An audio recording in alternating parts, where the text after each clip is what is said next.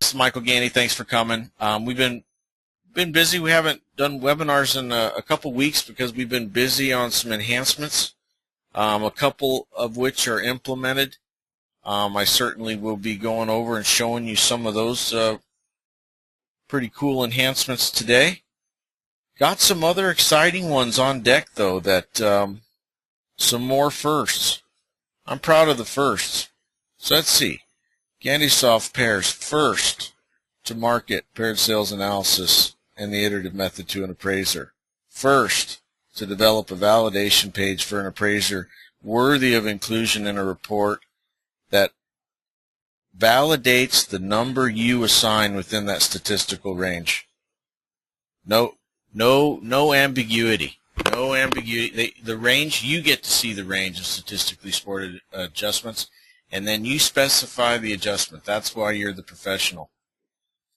So we got some other firsts on deck that I'm personally tickled to get my hands on as soon as we get them implemented. And I'm not going to unveil them right now to you because I want to show you on a special webinar when we get those things hammered out. Support's always here for you. Technical support, distinction needs to be made. Listen, technical support is here for you if there's a problem with your MLS, your mapping, the platform, not a problem. Some light questions here and there, that's fine. But what we do need to stress is, personal training is just not practical with everybody that's involved. Certainly, if you go to the bottom of any page, I'll do it again. I apologize. You were seeing it without hearing my voice. There's a YouTube link at the bottom of any page in GandySoft. We've got hours of content. Hours. We don't go over all the features and function basics anymore. But if you wanted to, if you're a newer user, this January 24th webinar that's recorded, about 2 hours, you can see that. But this one, about an hour, 45 minutes to an hour, is chewed up. This slow walks you through tolerances, different solution strategies, I should say. The basics behind statistical modeling, the goal of what we're trying to accomplish. A lot of stuff, but there's oodles of content. This one right here, I blew everybody up on. I scenario modeled. I solved for land, built it into a statistical model, and it was awesome. Everything lit up like a Christmas tree. That's about an hour and 12 minutes into that one on January 31st. But quite a ton of content on here. So, by all means, if you're a newer user, we understand. If you got some major hang-ups, we're certainly here to help. But there is a distinction that needs to be made between technical support and training. We offer these webinars. You can come as many times as you want. You can send in your messages in the message box there at the bottom of your go to webinar thing. There's a message box. Please send a question. If I go too fast today, just let me know. By the way, I sent it to you guys. I sent all the test files that we're going to do today. You certainly do not have to do anything with them. You can throw them in the trash can right now. Some people like, if they have multiple monitors, some people like to play along. Sometimes, we've noticed that people seem to be afraid to touch, and this is a platform that you got to touch. So back to that technical support, not training support. It's just not practical to handhold everybody. But here's the main crux. As professionals, 26 years appraising myself, do it right now. Working on some hairy ones that I don't even like. But 26 years, listen, you have to make the decision to engage. Is PAIRS push a button and go? No. Is this that automated? Well, first of all, it's not regression at all, but is it that automated regression where you just put in subject property and you get 2 or 3 variables solved and you just sit there and have to, on the wing and a prayer, accept them? No. This is not that kind of a platform. Now, there's There's good regression platforms out there too, and I assure you that, again, you're going to have to learn. With regression, you're going to have to learn a little bit more, actually quite a lot more, statistically. You're going to have to understand confidence levels and stuff like that. But with the same thing goes with pairs. I mean, listen, it's a basic statistical modeling platform, but nonetheless, law of numbers applies, cleanliness of the data. There's still statistical rules in place for any method that need to be followed. So it's not push a button. It's something that everybody can understand if you take the time to engage. We just can't say that enough. There's a lot of, unfortunately, there's a lot of our peers that we talk to, and I fear that some of our peers will not be the leaders in valuation, let's say, for the future. Unfortunately, I realize that comprehensive statistical analysis takes some time. Takes some time investment in you to get used to. But at the end of the day, I've been banging on it for 8-9 months now, and to be honest, I feel naked without it. And I use it on every assignment. It's not a cherry pick, but that's what will happen when you get comfortable with the platform. Just to go over some basics before we go into some of the enhancements we've already added that I want to show you guys, which are definitely helpful.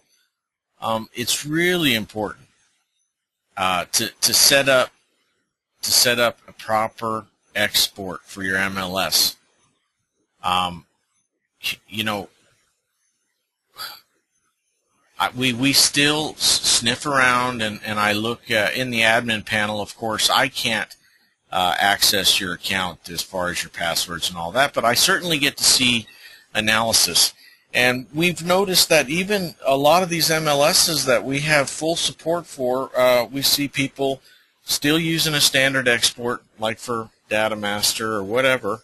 And the unfortunate part is you're not going to account for or be able to detect significant components to value, distressed sales, view premiums, things like that are in there. So it's really key that you go, if your MLS is mapped, awesome. If it's not mapped, you certainly can reach out to us and we can get started on that. But if it's mapped, we have a recommended export list. Every one of those fields needs to be in your export list. You know, we have all these list fields that we isolate the things and create variables for you based on exterior views, things like that. Things that can be significant. Now, if they're not significant, of course, you can always remove them from your analysis. That's not a problem. But we want you to have the ability to test those things, because you'd be surprised, especially in the case of distress sales. If you don't account for those distress sales, they can and do typically create a lot of noise in the rest of the remaining variables. So it's really important that you guys do that. And, you know, also when you're downloading your data, you know, I know we all want to run and gun, dump data and go. But, you know, it's important to at least eyeball your data. You know, you don't want to have $80,000 properties hopped in with $1.2 million. There's too much variance in there, and I don't care what method you use, pairs, regression, sensitivity analysis, you name it, you're not going to get any kind of credible results when you have those kind of variations and deviations in your data. So when you're pulling that data, we certainly want you to pull, it's so important, defining a market environment. You don't want to just try to, you know, model your comps. You want to model a market environment of relatively similar competitive properties. Now, that's the loose word. Your parameters may not match your 1004 MC. Now, if you're in a tract environment and you've got a healthy amount of data, you might, you know, be able to skip a step and do your plus or minus 25% livable area and do the same thing you do on a 1004 MC. Law of numbers applies. What does that mean? Law of numbers. Listen, the more data And I shouldn't say, I should actually preface that. Not just the more data. I can throw a million records in here to analyze, and if they're all goofball wacky all over the place, it's not going to matter. Even though some of the noise will get drowned out better. But when I say the law of numbers, you're going to get a more stable platform in any method with more data because outliers get managed better. But there's some tricks to that. I mean, you also want some correlation to a degree. Again, we don't want that 80,000 mixed in with the 1.2 million. And if you really think about it, are you going to get any kind of credible analysis comparing in any shape or form the 80,000 to the 1.2 million? It's just not. It's not prudent. So again, just make sure you set up the proper export so you can account for those significant components to value. And also, when you're exporting that data, be mindful, define a market environment. Unless you live in a cereal bowl, that radius tool, I ought to shoot the person that invented that, because that's just goofy. I mean, unless you live in a flying saucer of a market area, a radius tool is just not prudent. I mean, if you really think about it. And and hey guys, that's the beauty. That's the beauty of what kind of space we're in right now. I mean, we're in a space where your work is getting cross-checked by automated platforms from Fannie Mae and AMC, stuff like that, and they're all running on a 2-3 mile radius tool. That's why, here we go. I'm going to show it to you. I've been hammering on Fannie Mae since they came out with CU. So they're a little slow to the party, but they updated this February 2015 into some FAQs to the lender, and I highlighted the part that's important. CU is effectively predictive of appraisal defects, but there are also false positives. Well-informed human judgment should take precedence over automated results. You're the professional. Fannie Mae knows it. And as long as you provide some supporting documentation, I assure you, you're on easy street. But that's the key, guys. If we don't show, in the absence of us showing support, they're going to assume that their model is right. Model's not always wrong. Listen, Zillow's right 5% of the time. Or, I don't know, maybe it's a higher percentage than that. I mean, I don't even want to get into it. I don't want to get sued or something. I'm just saying, as a professional valuation person, I don't have much faith in Zillow, but it's even right once in a while. And you believe it or not, sometimes regression models, automated ones, with the proper data going in can be good. And remember, Fannie Mae has the gold of all data. They have the data from you and I. They have the data that's cleaned. They have the data where a professional appraiser has eyeballed it, notated condition, all the things that a typical computer can't do, or even you and I. I mean, we can't do, is it practical to clean every record? No. And if you have correlated data and reasonable data, you don't need to. But they don't have to worry about that at all. They have data that is, for the most part, barring a sloppy appraiser here or there, very clean data. So in that situation, they can render at times some pretty good stuff. But just remember, the door is wide open for the professional appraiser to support themselves, and I know how the system works. If you get a bad score at Fannie Mae, 3, 4, or 5, I think a 3. I definitely know a 4 and a 5. I think a 3, 4, and a 5. It goes down to a department in Dallas called Triage. It's probably secret information. And actually, Triage consists of retired appraisers like you and myself, maybe active. They just took a job in the belly of the beast. And they're tasked with one thing. So the boss man comes over to them, boss lady, however it is, and comes over to them, hands them their model on a property, hands them your appraisal, and the sole objective is the appraiser right or is the model right? Which one? Now, I've got former employees that work for Fannie Mae, got friends at Fannie Mae, and I can tell you right now that their mindset is you show them some kind of analysis that's credible, they stamp your report, you're correct, and the model's wrong.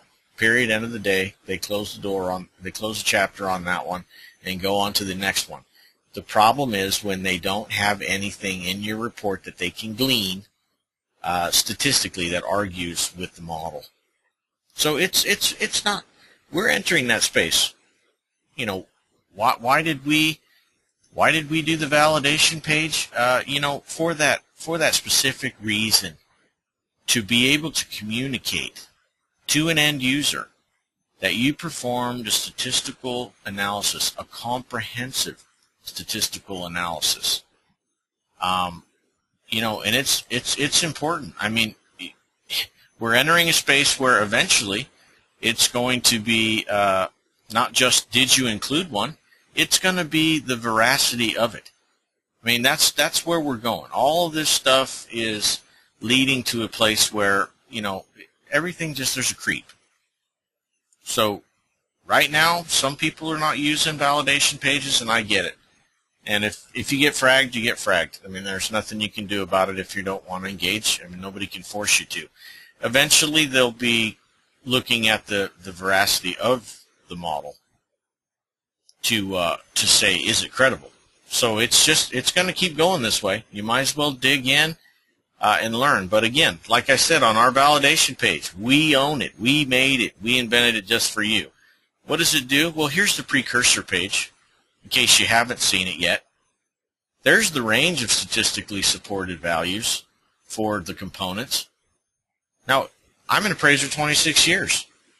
I know full well that this is a two-part process. Finding support for your adjustments is key, but the application of those adjustments is also a factor.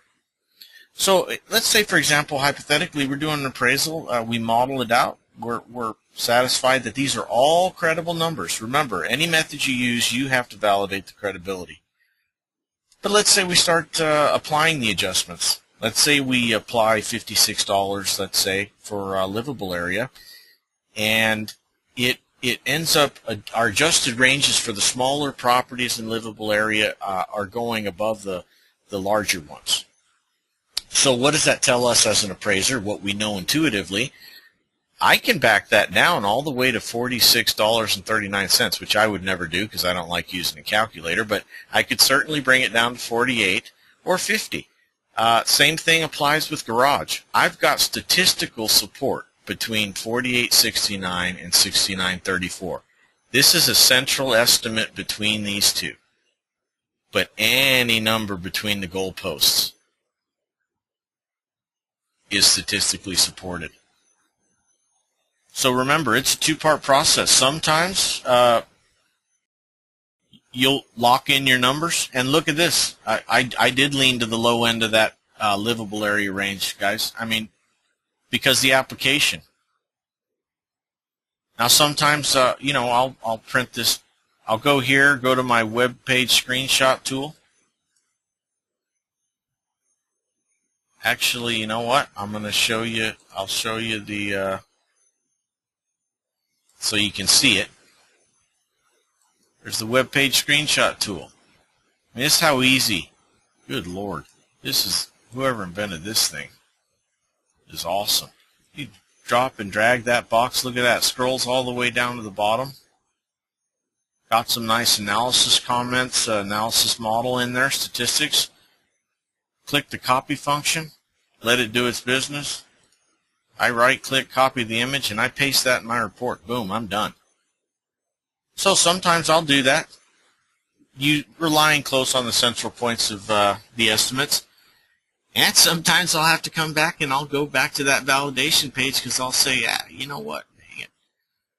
I applied that 56 number, and it's bringing my small ones up too high and my big ones down too small. So I come back in here and I'll change that to 48. Just save to re-record the new numbers. go back to the page, and there it'll have your new number, your new validated number.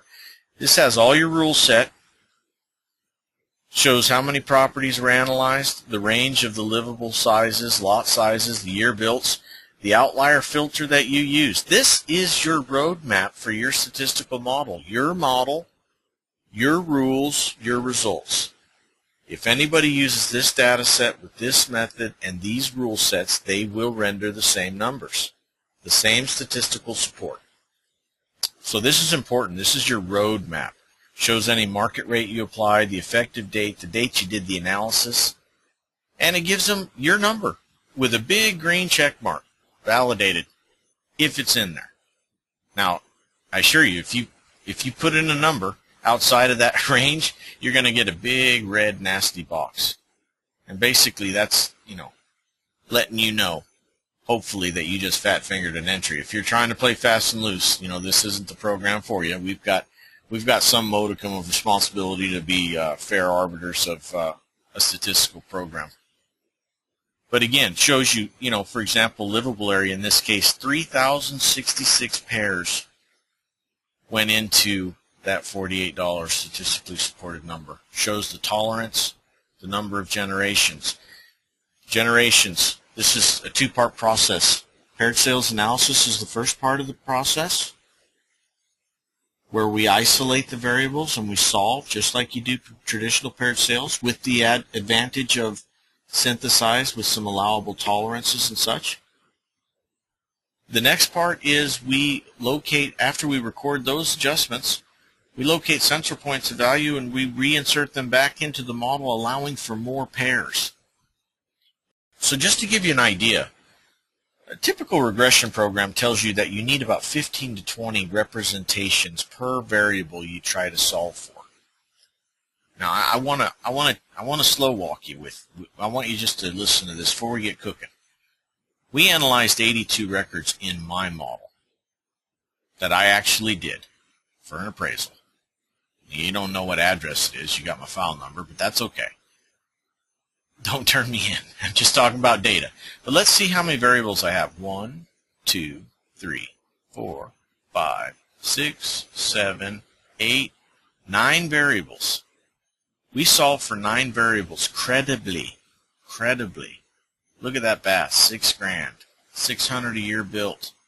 Pool, 19 grand, lot size 3, very credibly. But my point is we solved for 9 variables in an 82 property data set. Reasonably correlated, decent set of data. Yeah, there was a little bit of ups and down swings like the market. We realized that.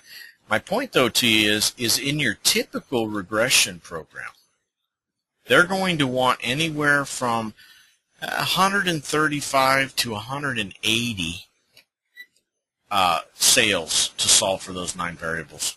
And even then, you're at the bare bones minimum of their confidence scorings and stuff like that, and you're still technically probably going to get some limited results.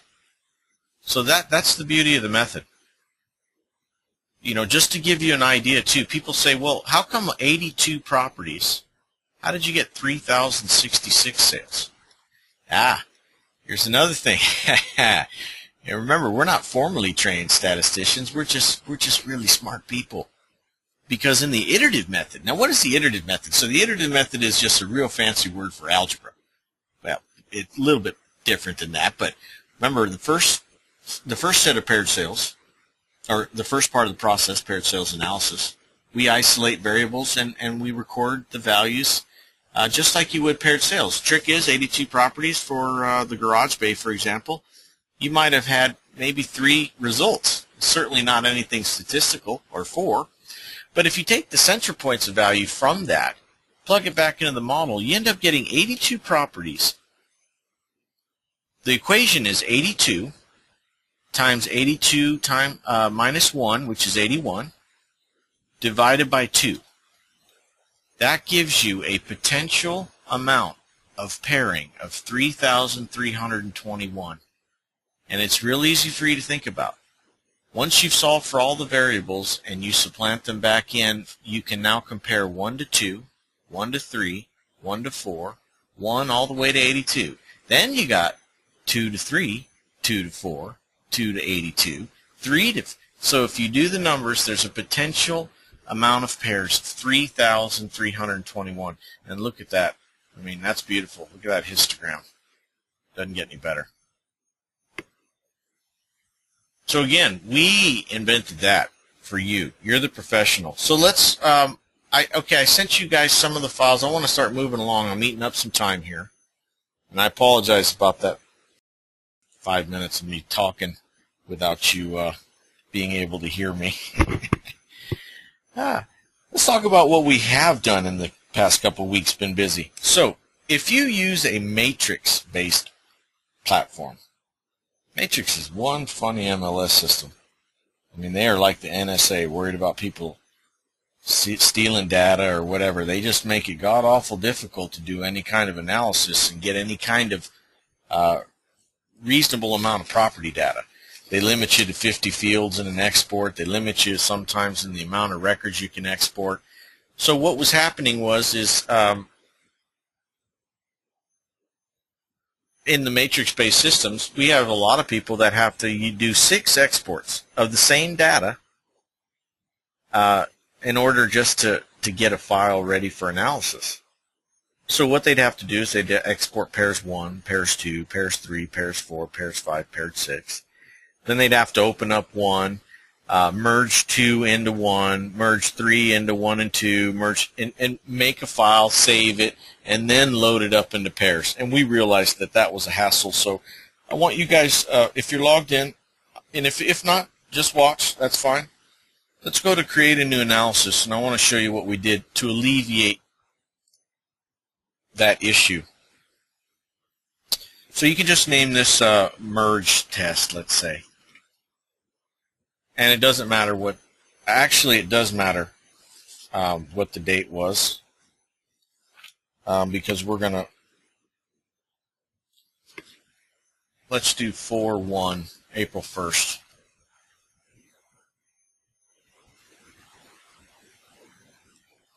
Click Save. I want so you'll see the green check mark by the details. Now we need to go to the blue button on the data change portion.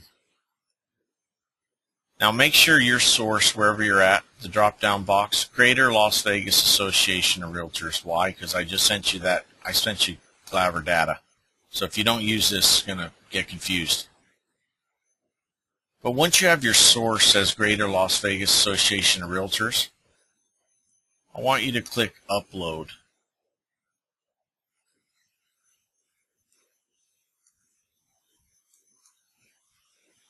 Now I'm gonna bring my desktop over. So I sent you the files. So merge test 1. I'm gonna hold down Shift, and I'm gonna also highlight merge test 2. And then I'm going to click Upload. Well, hold on. That didn't quite work. Ooh, hold on a second. What's going on? Upload. I'm sorry, guys. I had it pointed to the... had it pointed to the wrong area. Here we go. Merge test 1 and merge test 2. Just highlight the first merge test 1, hold Shift, and then highlight 2, and then click the Open button. So now when you download those 6 MLS exports, you don't have to go into Excel, merge them together, save the file. We know it was a hassle, so we figured out a solution for you. So you can now upload multiple files as long as each export has the MLS number in it. Now that's important because that's how we identify which data goes with which property. So if you need to make multiple exports because you're in a matrix situation or you're limited in what they allow you to do, just make sure that every first field, or it doesn't matter even what field, just make sure that every export has the MLS number in there. And then we'll go ahead and associate all the other data with that property. So, what else have we done? So now, I'm a fan of, as you can imagine, I'm a fan of pairs. Love it. But we realize, listen, there's no one magic bullet. You don't want to push a button. You don't want that because there's no reason for us anyways. And plus, nobody's validating the credibility out of a computer. But that being said, there's no magic bullet solution that will work 100% of the time. I mean, if you get, I'm doing one, guys. I did Friday a really big custom home, 7 Hills. Beautiful data, not a problem. I'm doing another one over in the lakes, in the exclusive area where the lake actually is, where you have the boat docks and all that stuff. And I pulled years of data, and I got news for you. I ran it through pairs every which way but loose. Ran it through regression programs. Ran it through. I mean, I'm going old school. I'm going to actually just dump the data into Excel and do grouping statistics and rely on that, which is fine. I mean, there's just times that any method is not going to serve you well. So we realize that people use pairs, and we're certainly keep enhancing the platform to offer you more options. But for example, if you use a regression program, for example, or Excel, a big hindrance of that is normalizing the data. And what do we mean by normalizing? I mean, for example, in Glaver, we have half bath, 3/4 bath, and full bath. We don't have a field that says 3.25 bath. But we normalize it in the platform for you. There's 5 or 6 list fields for exterior views. And there's no specific location where you have to put golf view or lake view or city view. Realtors can hodgepodge them wherever they want. Our platform goes through all those fields and makes virtual variables and associates those variables where they're supposed to go. So we were thinking about it the other day. You know what? We wanted to make it easy for our users. We're already normalizing that data. So used to have 3 buttons here: upload, reload, and download. You now have a button called export. And if you click that button, it'll ask you where you want to save it.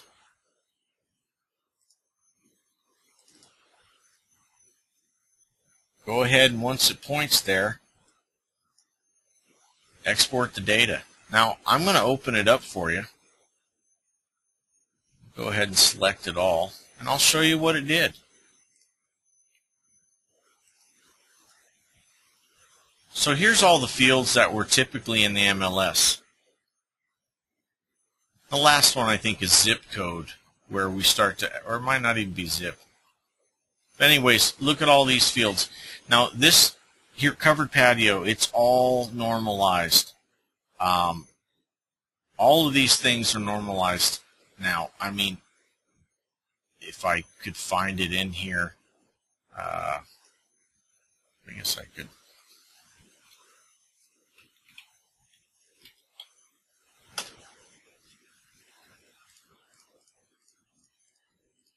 Anyways, trust me, I don't know where it is in here, but all of the list fields, everything now is normalized. Your bath count's normalized, everything, garage, carports, enclosed patios, everything that you get the advantage of in pairs. We make it so easy with that extensive mapping. That's why it takes so long to do. You now have all of that data normalized, which, so you can pop this out and use it in any other statistical program you want to use. Like I said, Microsoft Excel, regression, your choice, and we've cleaned the data for you. So sometimes it's not bad to employ multiple methods. I mean, we're certainly going to keep on the huff of increasing the program and giving you more enhancements. So we understand. In the interim, if you want to use another solution, you can now do it with your data cleaned. So let's go back to GandySoft. I don't want to actually use that merged file. I want to start from scratch. Let's get into one here because I want to start. I'd like to go through 3, but I'd like to take a little bit of time with you guys. And if you remember, there's a message chat, or not the chat. There's a message box there. If you guys have any questions, feel free to let me know. But once you're logged in, or if you're watching, I'm going to go to the Create a New Analysis button here. And I'm going to go ahead and I'm going to name this Test 1 webinar. Kind of a creature, a habit, as you can see. Single family home, yes. April 1st, April Fool's Day. That's the date I did the inspection, my effective. Go to my data change, and I'm going to upload. And if you're following along, it's Test 1 Lakes.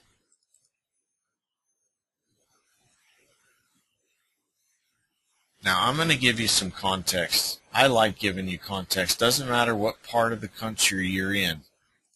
We're all appraisers. We can understand market dynamics. Numbers are similar all over.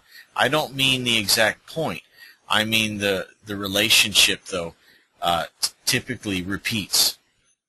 So you guys know when I give you context, even if you're not in this backyard, I know you can understand the context. So go ahead and let's go to Analyze Pairs now that you've got your data table. Well, first of all, before you do that, whoa. I always forget this. I'm going to tie a string around my finger. I need you guys to go up. See the blue tab, Account. I want you to then go over to Profile. This is key. Scroll down to Edit Profile. Scroll up to Preferences. I need you to have Calculate 3/4 bath as 3/4 bath. Not full bath, not none, not half bath. Calculate 3/4 bath as 3/4 bath. Now if we don't have the same settings, different rules, different results, we're going to get different numbers, and I don't want you guys complaining that somebody's got different numbers, because trust me, you can do these numbers all day long. If you're using the same rule set, you're going to get the same output. So let's just make sure that 3/4 bath is 3/4 bath, half is a half, and a quarter is a quarter. Now I know a lot of you guys like to round that to full because Fannie has us doing it on forms. Statistically speaking, typically it's more balanced when you do 3/4 to 3/4. I don't know why, but I can tell you thousands of sets of data. That's just how it is to me. Have your solution strategy should be defaulted on Solve Fully, Outlier Filter, Trim, and 2.5. So if you've got all that done, just click Save. And in the center box, you'll see the top one will be the last recent analysis you were doing. So we can just go right back to where we were, Test 1 webinar. We can go back to now, we've already done the data, but I want you to go back into that because I'll show you why.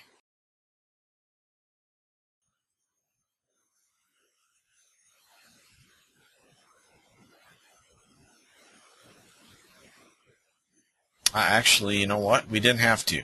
This is the next one. You have to do that. So no fault. So right up here in the upper right-hand corner, there's a blue hyperlink, Analyze Pairs. Listen, if you want to take 2 seconds to remember this, if you see a pattern, look. Upper right-hand corner goes forward. Upper left-hand corner hyperlink goes backward. So if you click that one, you go back to, you can change the name and all that stuff. You go forward, here's where we uploaded our data. Data's still there. After your data is tabled and indexed like it was, you click this one and you keep going forward along in the process. Now we're at the pairs panel. And remember, I say this so many times, we never, we don't even care what jumps off the page. We don't even care. I mean, this is a process. We got things to do, things to look at, variable lists to consider, all kinds of good stuff. So I just want to get that out of the way before we start going in. Okay. So I'm going to give you that context we were talking about. So I'm doing for those of you not familiar in Las Vegas, I'm doing a single story, 2,020 square foot with a 3-car garage in an area in Las Vegas known as the Lakes. Now, this was not a master plan community, but it was a planned community. There's a private man-made lake in a certain enclaves. Not everybody has access to that, don't get me wrong. But nonetheless, it takes up 2 square miles.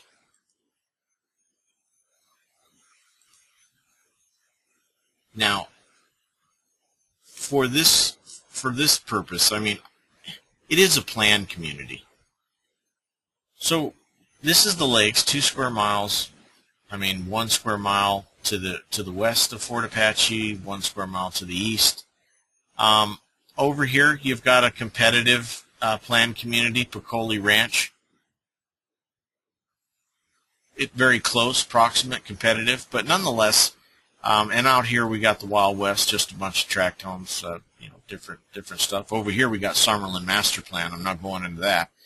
But the Lakes it's a pretty, I'm not saying it's not similar stuff all over, but for my purposes, I'm staying inside the Lakes, for now at least. If I had some major data problems, I might think about roping in at least Pecole, but I don't need to right now. Then again, I'm pretty confident. So it's all about data.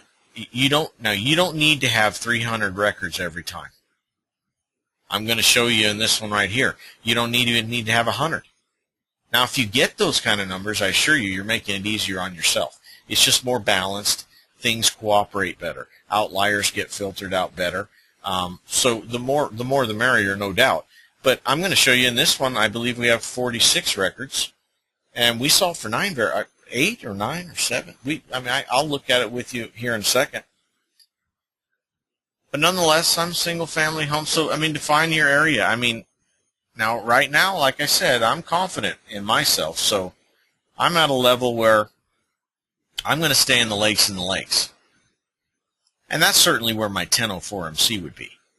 But, if I didn't have a very good data set here and my results were really, really sketchy, there's nothing wrong with me including, at least for the purposes of the statistical analysis, Pecole Ranch. Very similar products, very competitive planned communities. We always want you loading up your listings, pendings, contingents. We're not doing anything with them right now. We're going to do some wild stuff with them, though, so get used to doing it. But just for right now, just so you see the amount of records. And I'll show you that I actually had to expand over and above my typical 1004 MC in this one, and I'll show you why. So I'm a 1-story. Now, if you may have checked the data, check your options in your variable list. Do a little sample, 1 and 2 stories in the same data set. If you get a variable that pops up and says 1 story, well, then you can use that as a variable and you can solve for that design appeal. How much more is the 1 story getting for the 2 story? Right now in Glaver, it's in our platform, it's disabled for now. And I mean disabled, not for long.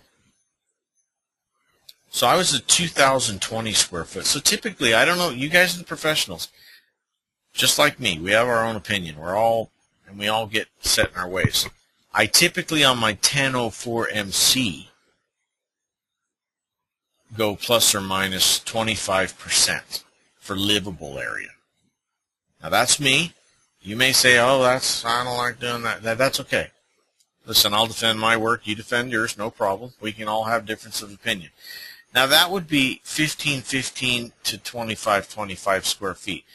Now, these are all 1 stories. Now, I can tell you that I was born and raised here. So all of these properties in here are within, I believe, 6 years in age. And we're talking 6 years, 1988 or 90. So age not a big factor.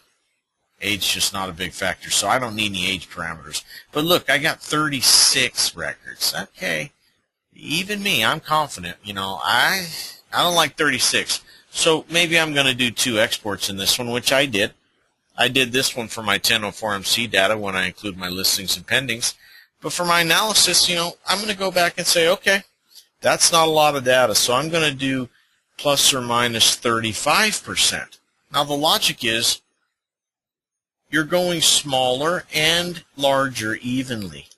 So yeah, are you going to rope in a little bit different submarkets to the low side and the high side? Sure. But they're going to all balance out towards your center part, which is your property. But under plus or minus 35%, I have 48 records. Now I think, and I'll show you here, in our analysis, if you go to the Stats tab, we had 46 records on the 1st of April. So, a couple of sales closed, which is fine. No problem at all. So remember, the first thing we do not look at, though, is what jumps off. I mean, this is a process. We gotta check out the data. We gotta look at things. First thing I want you to do is I want you to go to the upper left-hand change button that says market rate, because that's important.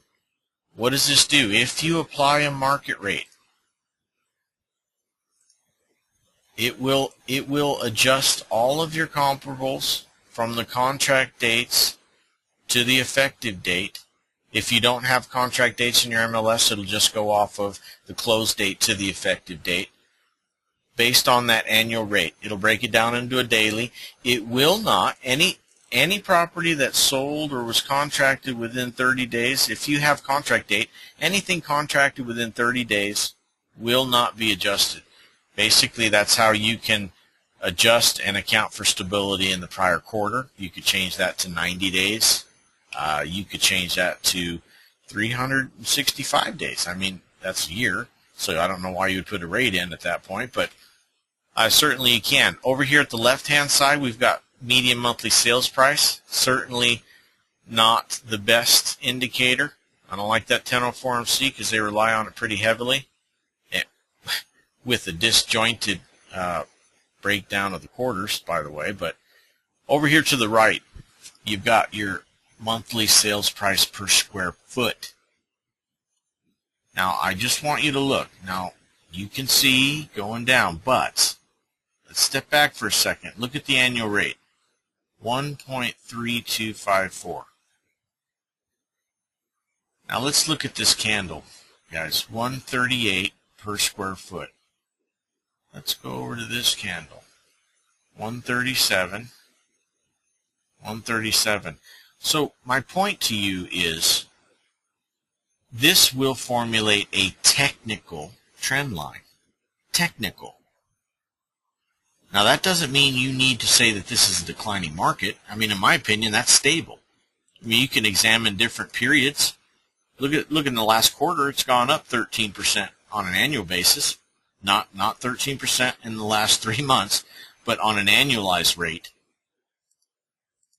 The half year, a little bit down. The year, a little bit down, but look at this. This includes all the transactions. Weighted, you can see what it looks like unweighted. Also includes all the distress, the REOs and short sales. Let's see what it's like without the REOs and the short sales in the data set.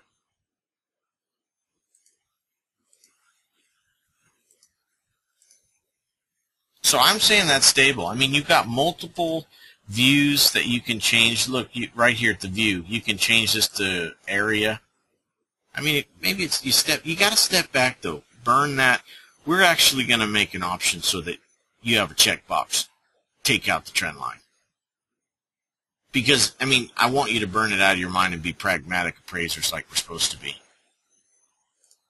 Just a marginal, a marginal decline or increase. You're not going to say that that's stable or increasing. So if you were to want to apply that rate, you could simply click apply. It'll put in the exact number. You want to round that? you have anything you want to do, you can do it. For me personally, I'm going to hit cancel because I'm not applying a rate. I'm calling that stable. But that's the first thing we need to look at. Now, I'm not too upset. Now, this is a little high, but I mean, even though we don't care, we got stuff to do before we, really pay attention. So, now we have some standard default tolerances. This, 2% for livable area, 500 square feet for lot, 4 years for year built. What does that do? Just like traditional paired sales analysis, the reason that this works is we all know that finding identical properties with one difference is like finding a unicorn. I mean, sometimes it happens, so I shouldn't say that. I've never seen a unicorn. So my point is if you allow for a little bit of negligible differences between properties, you greatly increase the amount of potential pairs that you can compare properties to solve for variables. So these are our standard defaults. Here's what I was talking about earlier. You got to not be afraid to touch. Now, you don't need to accept what comes out of the gate. Now, we're working on some stuff. I'm not going to tip my hat. These might not be, let's say, default tolerances for forever. Let's say that. I mean, that's as far as I'm going to take it. But nonetheless, you can't be afraid to touch. And when I mean touch, let's go, for example, first thing right now. Listen, I'm sure you guys are probably hooping and hollering if you're out here in my kind of market. Everybody loves a $5,000 garage bay, and nobody going to get crazy on that. Livable area. I'm going to go to the submarket change box because I like to give you guys some context. I'm going to go down to add a variable, sales price per square foot. I'm going to go to about the middle of my data set, which would be my median. So about $134, $135 per square foot is the median. So go ahead and make a selfie note to yourself. Write this down. Staple it somewhere on the wall. Coming from somebody that's run data sets all across the country. Doesn't matter. I've run data with people in Sacramento, Washington, D.C., Phoenix, Arizona. Doesn't matter. Austin or Dallas, Texas, not Austin. You name it. And I'm telling you that if you're in an environment where the predominant driving force, the main component to value is livable area, you can mark your words that most times, you're going to be between 50 and 70% of the median sale price per square foot in your data set. That's just how it works. And if it makes sense, it makes sense if you think about it. The primary driver of the values are real estate. 50% to 70% is going to be attributed to livable areas statistically. That's just how it works. Now, if you get into more modest areas, you might get into the 40s. Or if you're in San Francisco and you've got a view of the bay, and it's worth $3 million, your livable area may be a lot smaller. You might have a lot of value tied up in a view premium. But for the most part, in a tract environment, you're going to see that 50 to 70% is where you're typically going to see your livable area fall. And that's why Fannie's, wants you to do an analysis. That $25 Bob Murphy number, now that might apply in some areas. Listen, there's areas in town that $25 might apply. But for the most part, when you're doing stuff in a $200 square foot, if it's a tract environment and there's no ocean views or crazy stuff like that, or it's a farm with 180 acres, it's just not practical to think that $200 a square foot on the price, only $25 of it's attributed to the livable area if it's the primary driver. Now, if it's a farm or something like that, then it doesn't apply. If you're in here following me, go to filter type, click none. You got to do that and then click save. Otherwise, it's going to whack out the data. So I'd look at that to get context. I know that I'm typically 67 to 93.8 for livable area. So we're starting off. I like that number. We're not doing too bad, but this is high. Now I've got a couple ways to solve this. I mean, this platform, you can do things that nobody can do. Can't do it in any regression. This statistical modeling program at its finest. So you know what? I'm going to show you, let's just say, for kicks and giggles, I'm going to change the solution strategy to adjust only. Now, over to the left of that is an initial box. I need to enter a value. So I'm an average. If you hear me rifling through right now, I'm going through my good old-fashioned Marshall and Swift.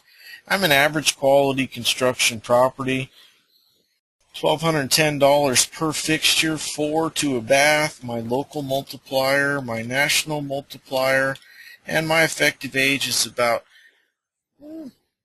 12 years. So let's say we're going to depreciate at about 15%. So there's my bath times 85%. I've got a depreciated cost of about $5,010, so $5,000 rounded. Now, if I click update, which I'm going to, this is one way to solve this. You can't do this anywhere else. And depreciated cost, Appraisal Institute, USPAP, everybody, it's totally a credible method. Cost is a function of value to a degree. So there's nothing wrong with you solving for this and building it into the model. Because see, now everywhere it encroaches a bathroom, it's going to use the adjustment I supplied. So that's going to make your appraisal statistically sound, or excuse me, your analysis statistically sound. So let's click update and see what happens. Okay, so puffed up our garage. That's still in that range. I mean, what I told you we were somewhere 67 to 93. I think the lot's a little bit elevated over there. Yeah, pool, okay. I mean, might be a little high. I don't know. So now let's go back to that bathroom. So what we just did is we solved for it. Scenario modeling. We solved a different credible source. I just whipped out the cost booklet, built it into the model. Now, when I do my validation page, this area is going to have a green box around it, and it's going to have a comment at the bottom, manual adjustment supplied. So yeah, you need to take the extra 2 seconds and write in your addendum that the adjustment for bathroom was supplied by depreciated cost method, Marshall and Swift, and just make it quick. But let's take that out. Let's go back to solve fully. Because the main thing I wanted to tell you was these are default tolerances. Let's look at lot size, for example. We've got a 500 square foot tolerance. I'm going to go to the stats tab. Now, we go from 4,300 square foot, 5,600 square foot lot to a little bit over a quarter acre with a mid-range of about 7,000 square feet. So 500 square feet plus or minus, that's pretty slim. I mean, this is a default. Here we go. Let's touch it though. Let's see what would happen if we make that 1,000. Basically, telling the platform, hey, you've run across 2 properties that are identical in everything except, let's say, one has a little bit smaller of a lot, 800 square feet, but they're different in garage, and I want to solve for that garage. If you have 1,000 square foot tolerance in lot size, you're telling the platform, hey, as long as everything else is identical or within tolerances, you can go ahead and solve for that garage. Now, people get worried. They say, uh-oh, so you're saying that 1,000 square foot of dirt means nothing. No, because when the iterative method kicks in the second part of the process, it addresses every tolerance Every tolerance is accounted for in your model at the end of the process. This just allows for the first phase to cobble more pairs together. So let's change that to 1,000 though and click update. Okay, brought this down, but now, my garage is getting a little bit high. Listen, I'm good here. Totally good here.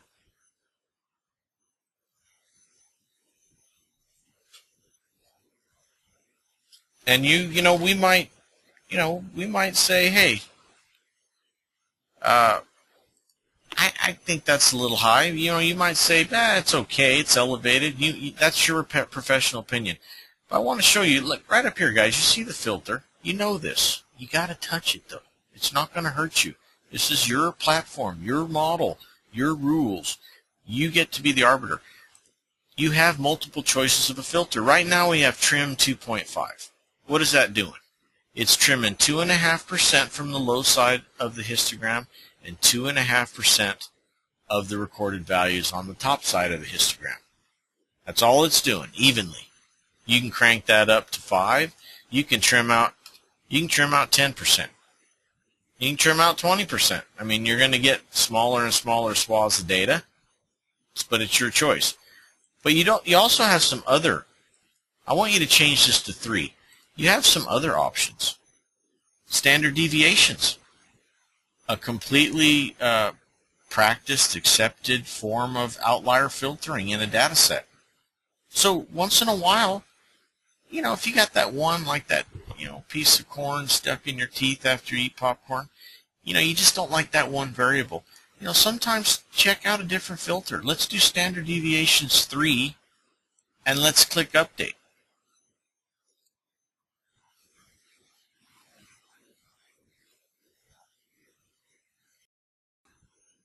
Okay. Well, now that made that real goofball. So now maybe we want to address. Let's look at our livable area tolerances. 2% is what we got. So this 1789, that's only 34 square feet of a buffer, 35. So you know what? Let's bump that. Let's creep that up to 3%, and let's click update. Now I'm liking where we're heading. I mean, you can see that my bathroom is getting more tamed. We still got a little elevated on that garage, and I mean, let's look at the number. 101 records. I mean, there's a lot of, I mean, we go back to trim. I mean, there's a lot of data behind the number. So I don't want to argue with myself too much. Maybe I'll do standard deviations too. Again, totally acceptable.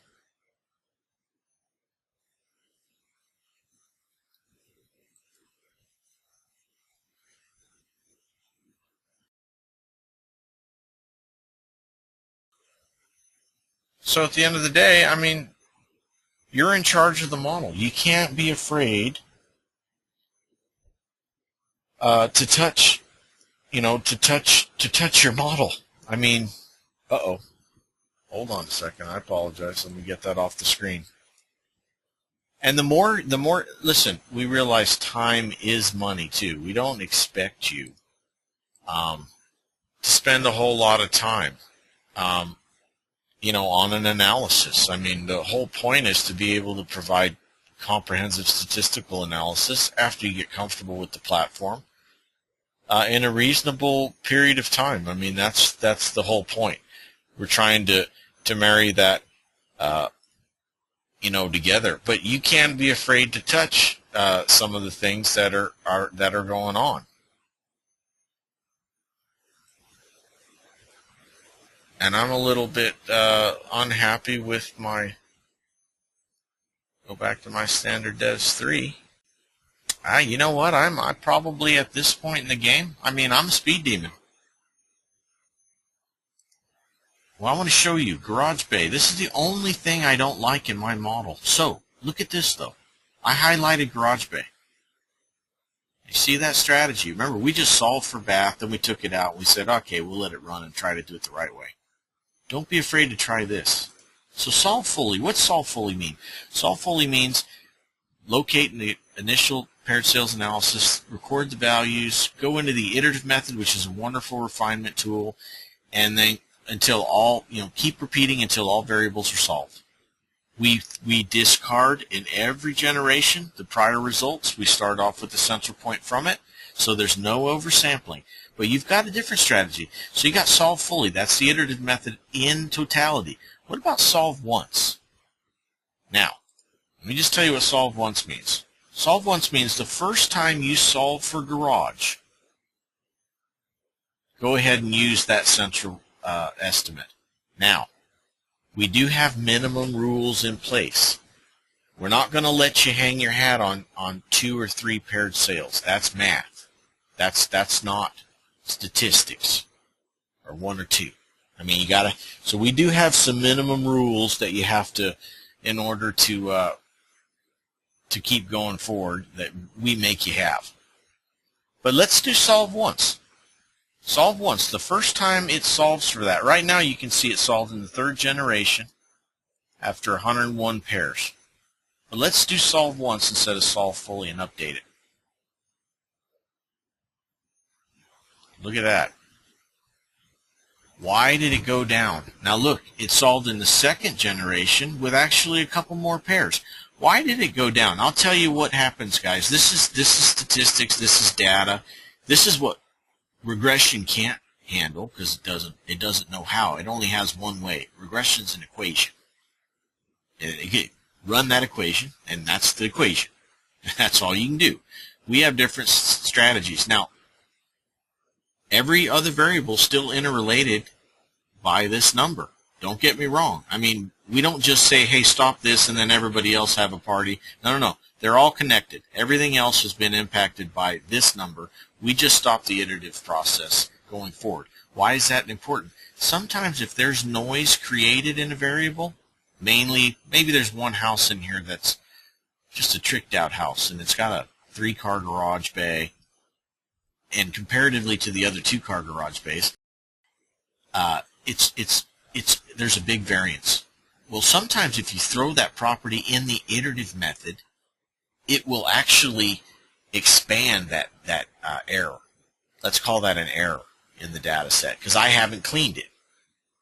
So if you stop the iterative method at times by solving once, you slow the spreading of that error around. Now look, it puffed up our bath a little, but I'm still below 8,000. I mean, hey, nobody's going to kill you for $8,000 bathroom. Garage bay, I mean, on the low side, I can go anywhere between those numbers. We just went over that. Remember that livable area, 67 to 93.8. I mean, it's just where the data usually falls. I'm telling you. Lot size, I got $4 a square foot. I like that. I didn't like that 5 or 6. Pool, okay. On the high side, I can go 11 grand.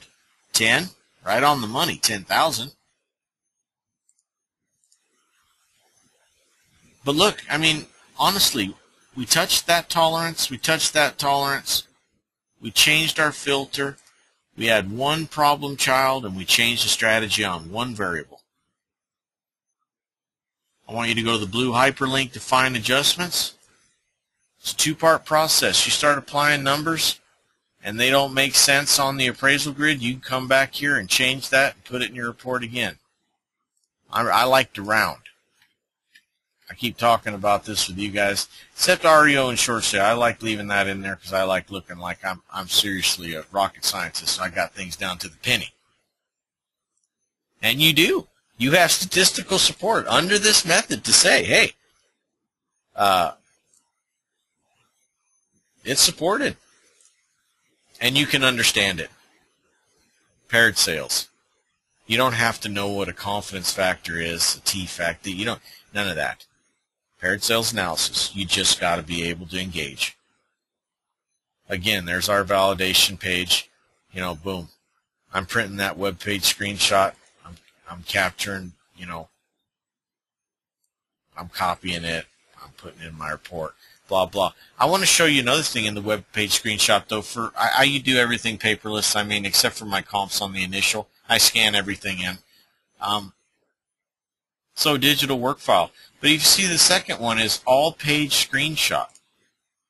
Now that's cool. It actually crawls, doesn't matter how many pages, pops up with this, and there's a little dialog box here, PDF. You can point, this is what popped up, you can point, save it.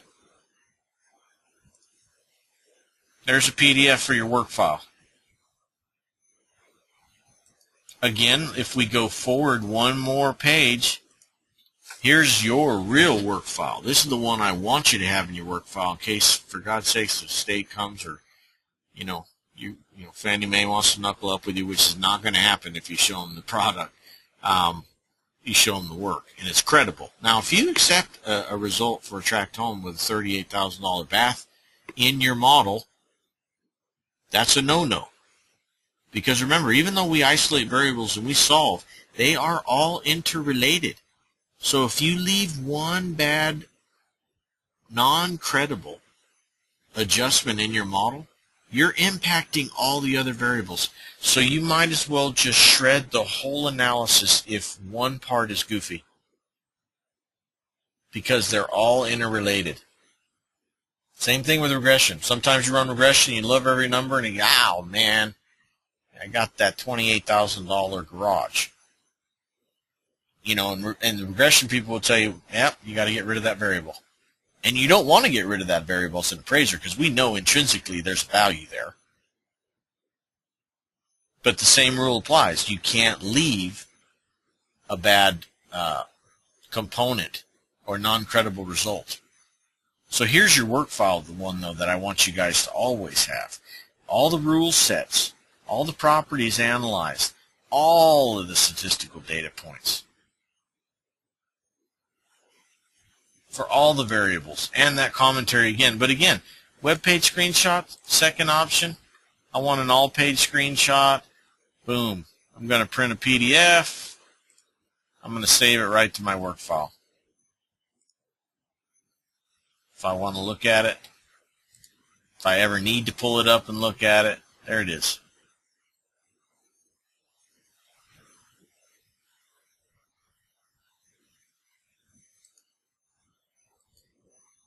Okay, guys, so let's go ahead and click GandySoft.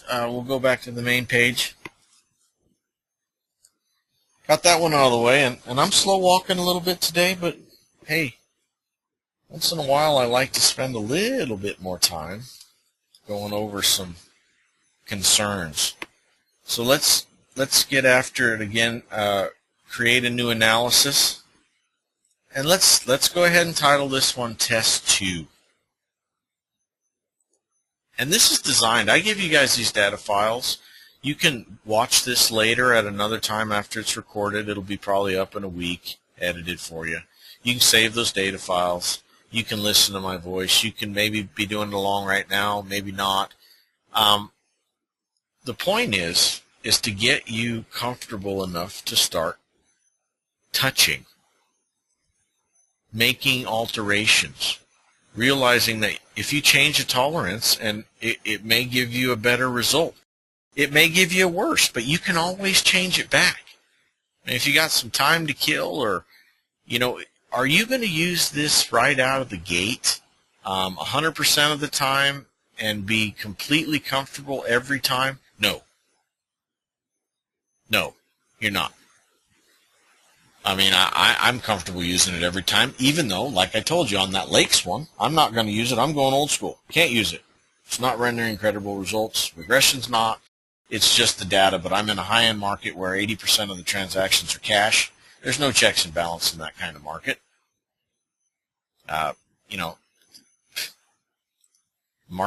People are just doing whatever the briefcase full of money wants to do. And that's why the data is not going to be correlated. Why is it more correlated in the tract environments? Because typically we know that there's a loan component most times. So there's a little bit of a check and balance. So on the date for this one, I want you to do March 31st. It's a single family home, yes. Click Save.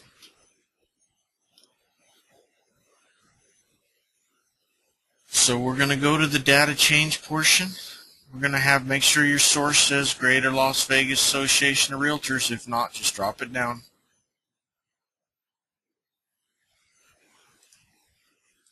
Upload, and we want to upload that file that is test2 cleaned with street views. Here's the one I was telling you about earlier. So I don't want us to go to analyze pairs yet. So I'm going to open this up for you. Okay. Here was the data set. I'll go ahead and let you see it good. Here's the exact order and the column headers. I'm doing a property, and I'll show you some context before we get done with the analysis, before we load it up and start dealing with it. So I went out to this property and it back to Grand Teton, which for those of you in Vegas, if you know what part of town I'm talking about, Grand Teton is a road. That's a big road. I mean, it's 3-lane on each side. So it's a 6-lane road. So here's all the data that typically comes out. All I did was did my export like normal in pairs, saved it. So I right-clicked, opened it in Notepad, and I just now pasted it into Excel. And I back a big street.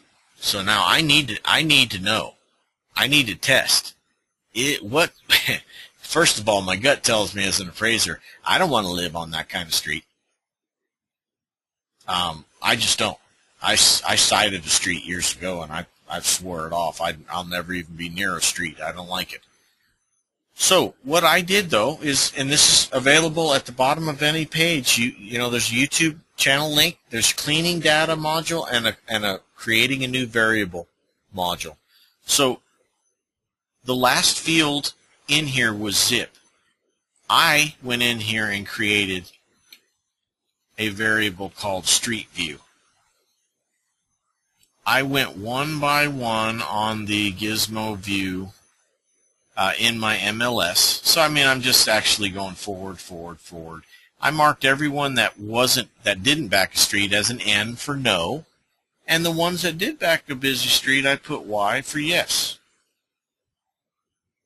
After I coded all those in, all I did was save as the tab delimited text, just like I did right there. Save the data file for you. And we just loaded it. Now, before we go forward though, when you create a new variable, we automatically assume that it's beneficial. Automatically assume that. So if you load up something, my street view, we know I'm on the hunt for a negative, not beneficial. So if you load something that's a negative, locational influence, something like that, you need to, after you load that data, you need to go to the Fields tab. Right there. Click that Fields tab. So now look at the columns here in the field tabs. You got the field name, the type. Don't worry so much about the type or the assignment. But this column over here, this drop down, the last one, says beneficial. So scroll down to the one we just made, street view. Is it beneficial? It says yes right now. We're going to say no. No, that's an adverse. If I measure anything out, it's going to be adverse. It ain't going to be beneficial. Now, that doesn't mean we're going to, sometimes you can't. Sometimes the data doesn't show a difference. But we need to test it. But we need to drop that down to no and click update. Now, basically, all you just did is you mapped it as an adverse. If there is a solution found, it's going to be negative. So once your data pops back up, then you can click to analyze pairs. So I'll show you guys, I'll pull over my MLS again. Doesn't matter what part of the country you are, but this is really key because I want you guys to get into seeing how and I call myself the master, how I pull data. Defining a market environment is seriously important. A lot of you people like to just do the subdivision, and I get it. That might be something you want on your 1004 MC. but it's not practical. I mean, when someone tells an agent, hey, you know, I want this kind of house in this kind of area over this part of town, trust me, start thinking like a realtor. They're going to show them houses within 5-10 miles of that area if it fits their bill. So my property is actually right here on the street grandstand, back into that big honking Grand Teton.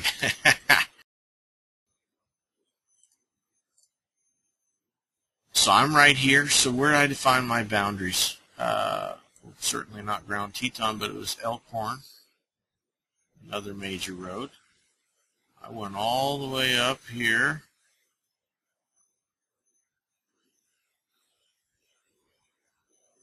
And I swung all the way down to Decatur. Now, I know what some of you guys are going to say. Well, you're just increasing the area. No, I'm telling you right now. Remember, you got to come at me correct in Vegas anyways. I was born and raised here. I know areas. And 2 miles. 2 miles by 2.5 miles. So what are we talking about? 2.5 by 2. Be 5 square miles. Nonetheless, this area, if you wanted to have a gated single-story home in this area, I could even make the case that you might expand it even further, because it's all very similar product, very homogeneous types. And yeah, I'm on the hunt for data. I mean, I'm not going to lie. But that it's really important. If you don't get a lot of data in this area, and you know that it's still homogeneous over here, include that data. Maybe you don't include it for your 1004MC, but for your analysis purposes, trying to get statistical analysis to support your the components of value. Don't be afraid to do that.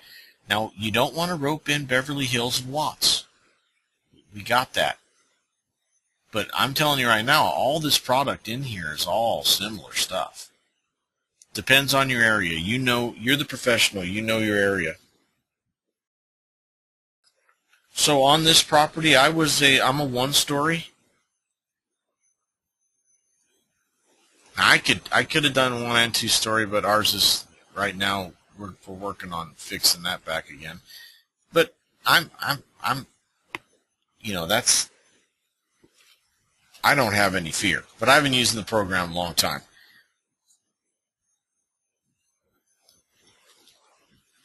Let me see. I just want to tell you how big we were. We're 3,345 square feet.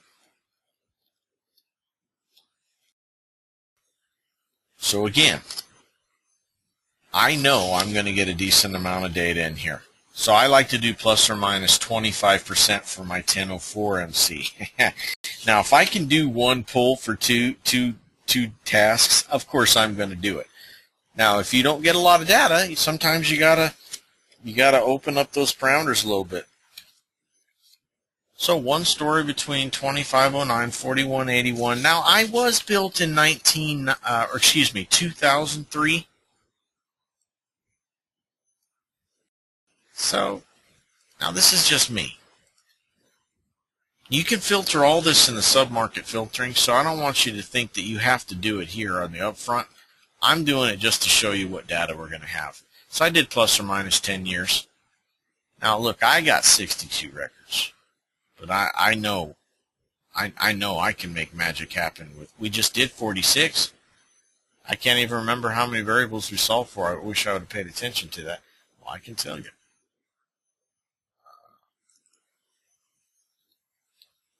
I wanted to tell you, remember we were 46 records. We solved for 1, 2, 3, 4, 5, 6, 7. 1, 2, 3, 4, 5, 6, 7, 8. We solved for 8 variables with 46 records on that last one we just did. So I'm not concerned that I have 62 records, but that's me. So now you got the context, but we got that street view.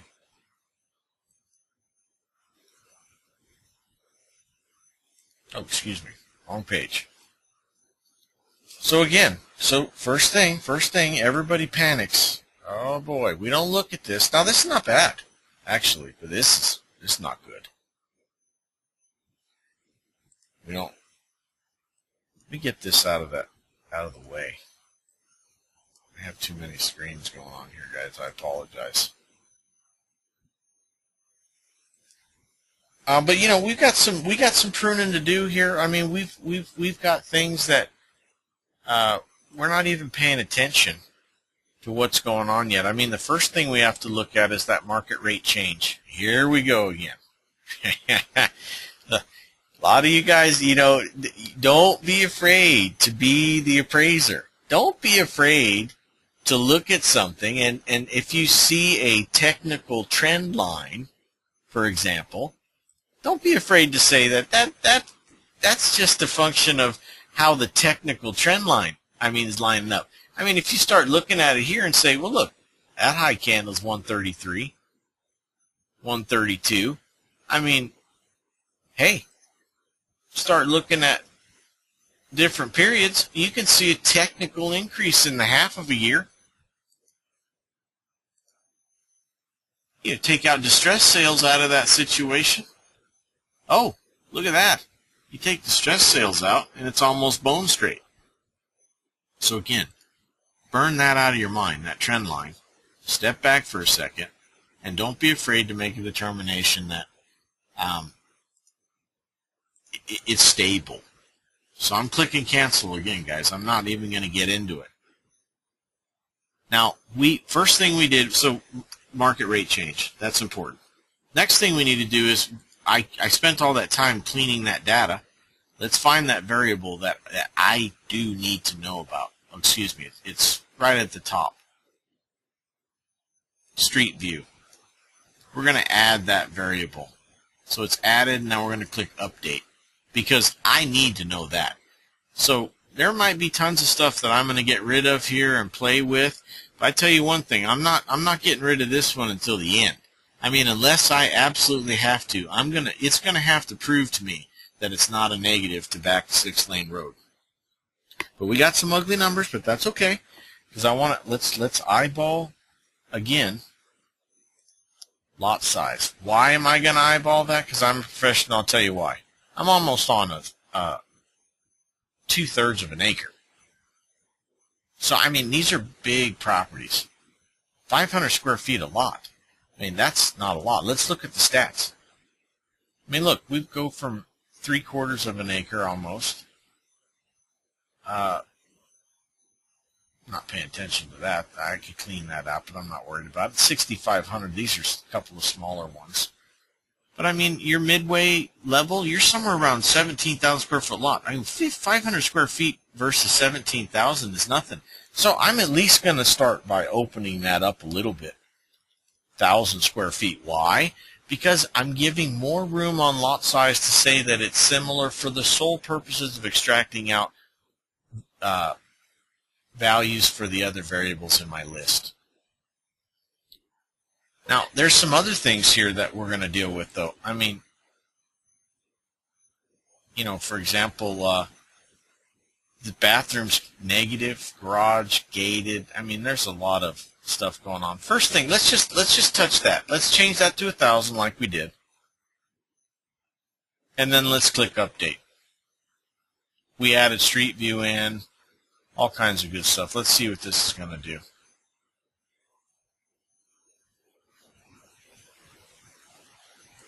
Okay. So bathroom's a little high. Street view, look at that. 9,500 to 13 grand, 11. But, you know, we're not done yet. I'm not paying attention. Okay, guest house. This is probably a casita situation. There's 5 records. So what we can do, 2 things here. We could submarket filter it out. Over here, submarket change. We could put guest house as a variable, put no. We could take every one of these records out. I don't have any casitas to deal with in my situation. It might be a significant variable. I'm going to keep my eyes on all the other variables for right now. But you know what? I could remove it here too.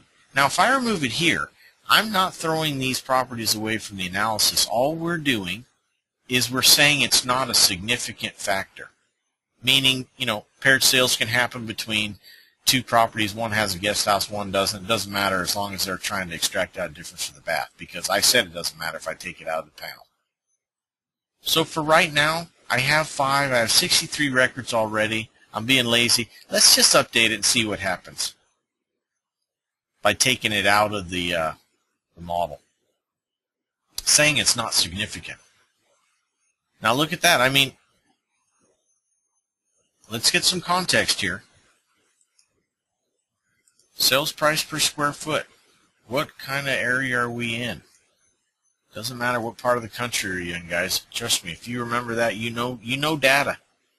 So we're right about $126 a square foot.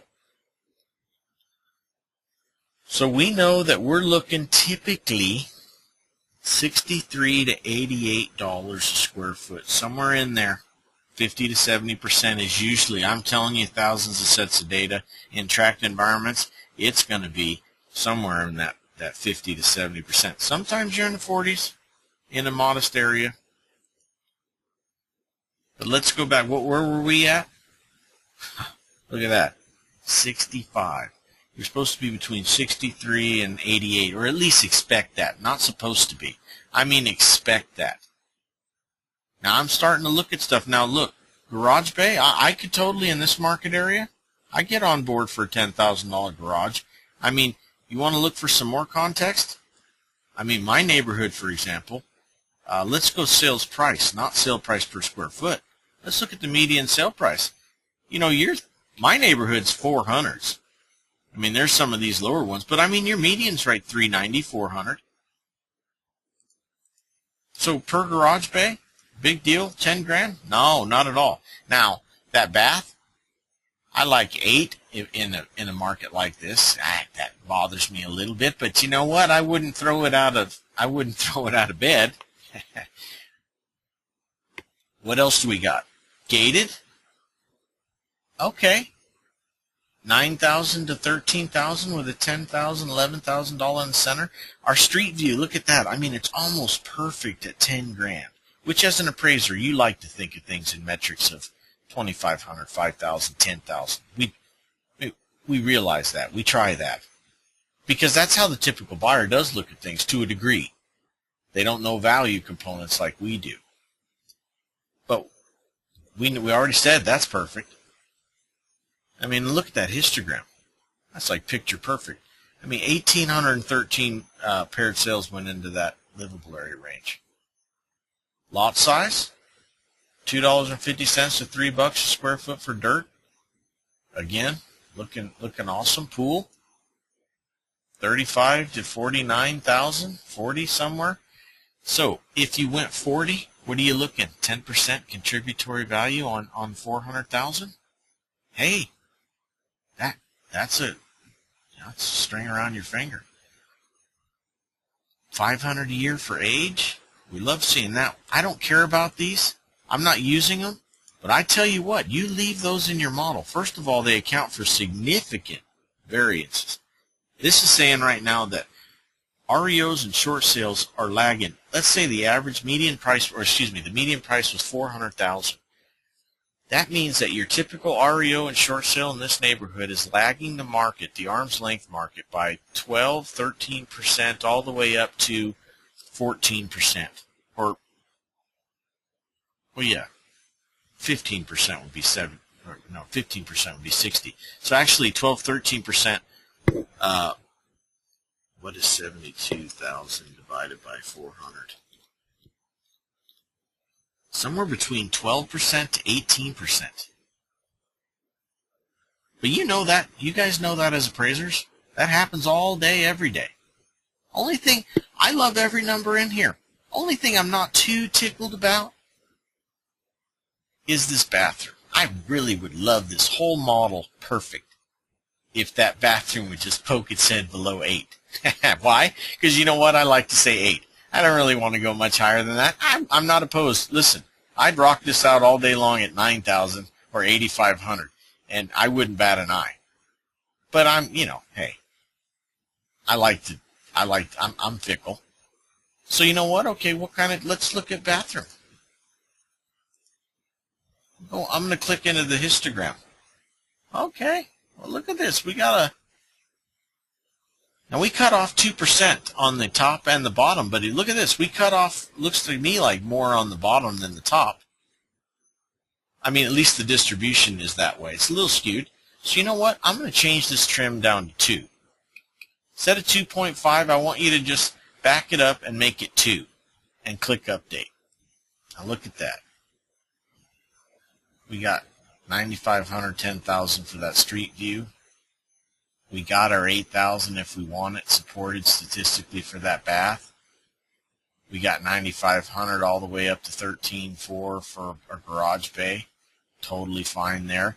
Gated community, in a nicer area. As an appraiser, you're saying 5-10 grand. I can hear you through the computer. You're saying, oh man, that's money. Look at that. I mean, $65 a square foot for $126 square foot area. Spot on, awesome. $3, $2.50, $3 for that dirt. I mean, that's how easy. Now what did we do? We changed this tolerance.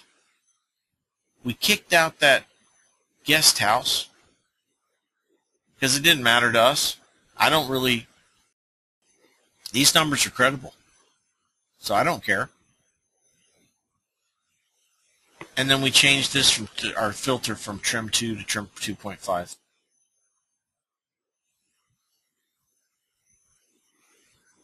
With awesome results. So, I mean, again, like the mantra, it's a 2-part process. You start applying to the high side or the low side, and it's wonking out your comps. You come back in here and, make some changes. Oop. I like to round. I don't like using a calculator. So I go through this whole list. You know what? Hey, if you don't want to do 40,000, 10%, you like 35,000, you've got that freedom. Your rules, your model, your results. You're the professional. You have statistical support anywhere between those goalposts. And nobody sees the goalpost but you, because you're the professional. I'm not doing minus 9,500 for Street View. I'm doing minus 10.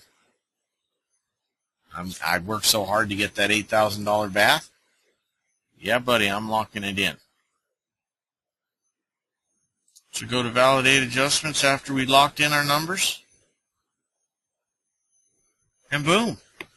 Who's going to question all my rule sets, histograms, number of pairs, the number that we assigned, validated, what strategy we used. I mean, when they start seeing stuff like this, nobody wants to knuckle up with you guys. Nobody wants to knuckle up with you. Now, you got data. They know it. They don't want to rely on some robo-computer when you actually did an analysis performed by a professional. This is what I mean. This is the power that you have at your disposal to show you. Now, I want to back this up for a second. Now, remember, I was telling you, if we're fair arbiters, if you want to play fast and loose with the program, yes, this is not your program. But I'm going to do this one. I'm going to solve for the street view, which is totally fine. Nothing wrong with doing that. I want to update that just to show you what I'm going to do. We got a lot of... Okay. So this is the wrong one to do that on. Let's see. Solve fully. Bring that back. Tell you what, bathroom is always my favorite to do it on.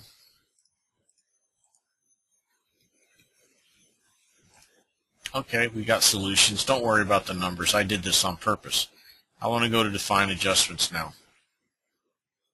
Okay, so that's in the range. That's in the range. You know what? I'm going to be funny.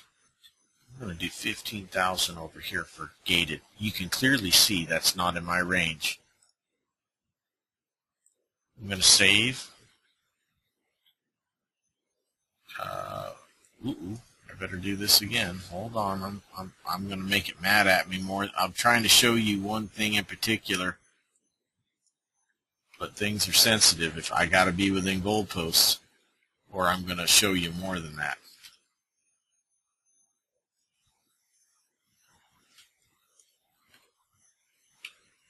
Okay, save it. Now let's go to the value. Now, you know, I just fingered in a number that's not supported in that gated. Like I told you, you're going to get a big red box. Now that could alert you that you made a mistake. Maybe you miskeyed it in. I very seriously doubt any of the people that I've talked to using the platform, lots of you out there, I know you're not playing fast and loose with this stuff and trying to do, nobody's going to do that. So, you know what, let's just say that this is a way to alert you that you made an error.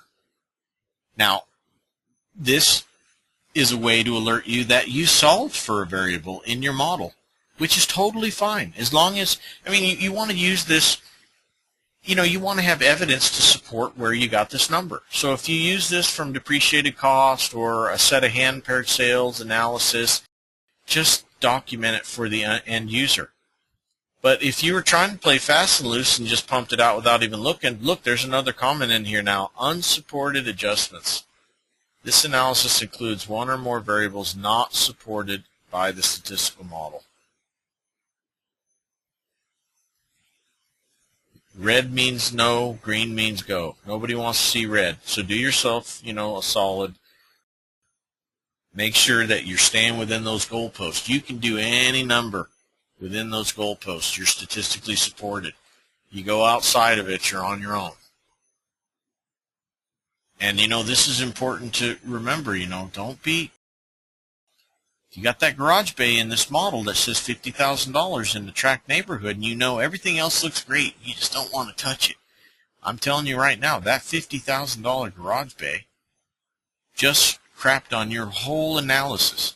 Because if you have one non-credible element in there, they are interrelated in your model. So they've all got to be credible, reasonable. Now that doesn't mean they might be a little higher than you used to in your gut, which is fine. I'm an appraiser too, speaking to the choir. I'm the biggest fan of appraisers. You're not going to get me bashing each other. Have my adjustment patterns changed since I've been using this platform? Absolutely. Am I more comfortable going a little bit higher? Absolutely. When you start applying these adjustments and you get that, you know, $8,000 bath, which might be high for you, and you start applying the adjustments and your comps come out adjusted range to some crazy tight number, and you look at it and you go, oh man, look, I guess that is the market. I mean, I have some tract homes that, you know, all day long you can slice the data with 150 records of correlated data, $12,000 garage bays, $250,000 houses, $300,000 houses. And you know what? You fight that because you don't like the instinct of it. But when you actually coalesce that 12,500 inside your comps, and you're amazed when you pick out the 2-car garages to the 3-car and it brings them right in line, and you say, man, proof is in the pudding. So, you know, back to what we were talking about. Listen, so it's not push a button. You don't want push a button. Now, there's that squirrely regression program out there, and I'm telling you, we ran that thing. It solves for 2-3 variables. One of them's 1 versus 2 story. You get livable area that's ballooned and buffaloed out. It says, oh, it's USPAP compliant, this, that, and the other. Listen, you have no control over that data. You do not know what's going on. That is not a credible approach. We're not opponents of regression at all. There's fantastic ones out there. AVT, David Braun, he's got his regression model out there. StatWing is out there, a great user interface. If you're interested in regression, you know statistics well, there are some quality ones out there. But remember, they're regression. In a land of all things regression, you know, we're the only island out there with a different method, paired sales analysis and the iterative method. Before we go, I also want to show you on the resource, on the support tab. If you go to the knowledge base,